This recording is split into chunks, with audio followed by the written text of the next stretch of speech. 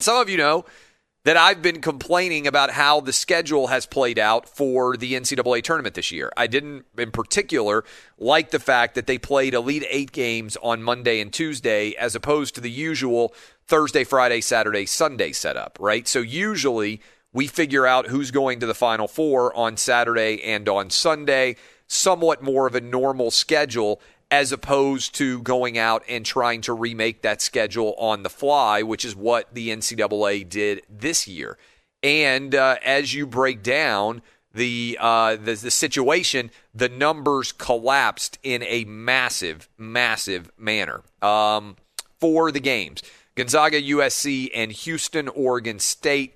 They were the least two watched Elite Eight games as far back as the records go at Sports Media Watch in 2008. And there were massive declines. A lot of you did not want to watch on Monday and Tuesday that may have watched otherwise on Saturday and Sunday. The UCLA-Michigan game on TBS lost 57% of its audience. Now, last time in 2019 we had one of these games, Michigan State was going up against Duke, and it was Sunday afternoon, and a lot more people watched. So these are completely different, and that is just a big failure, I think, of the NCAA. And by the way, the NCAA is having a lot of failures. Up to now, the ratings had not collapsed for the NCAA tournament in general. But, Dub, do these numbers surprise you, or do they kind of comport with what you thought might be the case? And I think they're a bit ominous. Now, the Final Four games are on Saturday, and then on Monday you have the national title game. But I do wonder, with Houston against Baylor, which is a very regional game on one side of the equation, and then on the other side of the equation, Gonzaga, which still does not have a big national following, really. And I've said that that's a flaw of the media and the way this has been covered. And then on the other side, you've got UCLA. Maybe that'll help a bit. But I think in general, those matchups, they don't have the sizzle that a lot of times the Final Four matchups have. Yeah, I agree. There's not really any, UCLA is a name brand, but they haven't been at the top of the game in a while. I think this is their first Final Four since 2008. But in terms of the ratings, I'm not necessarily surprised. I have not been a fan of the Monday, Tuesday schedule. I much prefer Thursday, Friday, Saturday, Sunday. The Thursday, Friday, it's kind of like a kickstart to your weekend. It's kind of like the weekends early. Now you go through your whole weekend, Saturday, Sunday, late night games, and then Monday, Tuesday. These games were tipping off at late. It was ridiculous. That Michigan-UCLA game, I actually do feel, I think a lot, because I have the young kids in my household. I think a lot about my kids and their interest level in sports and how much they will watch. And this is probably something that a lot of parents have to grapple with when you've got young kids and they're sports fans, but the games are going to be on so late. There are a lot of people listening to us right now who had kids that are Michigan fans, or maybe they're just college basketball fans in general, and they want to watch that game between Michigan and UCLA. But on the East Coast, it didn't end until after midnight. So if your kid's normal bedtime is 8:30 or 9 o'clock, which, let's be honest, there are a lot of kids, probably the vast majority of kids, that have bedtimes on the East Coast in that universe, especially young kids. Like, I'll tell you what happened in my house.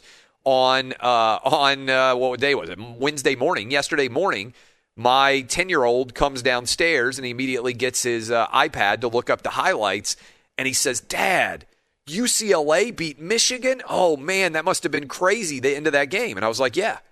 And the truth of the matter was, he was in bed long before it was over, right? And we had Little League Baseball that we were doing. I had him out till 9 o'clock for Little League Baseball, but it was, the game started so late, even in the central time zone where we live, it wasn't going to be over till 11. And he fell asleep with the television on while we were watching the games.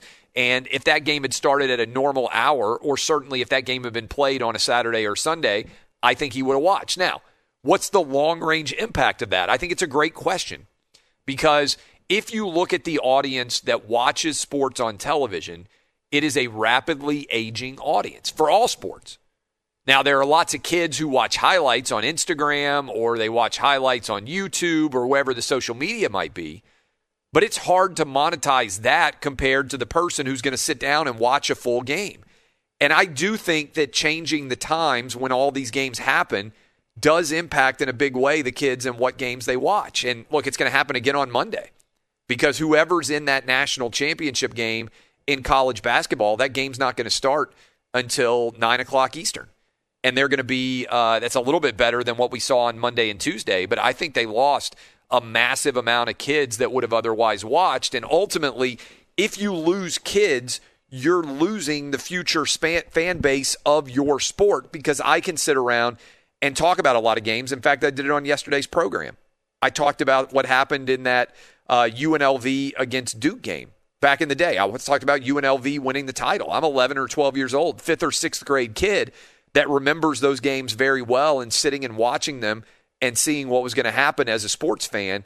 And I think a lot of kids are not going to have those same memories about sports now because, especially if you're an East Coast kid, much of it's happening after you're forced to go to bed. You can't stay up every night. Something to think about. Sometimes you can sell the future of the sport and not get a big return for it in the process.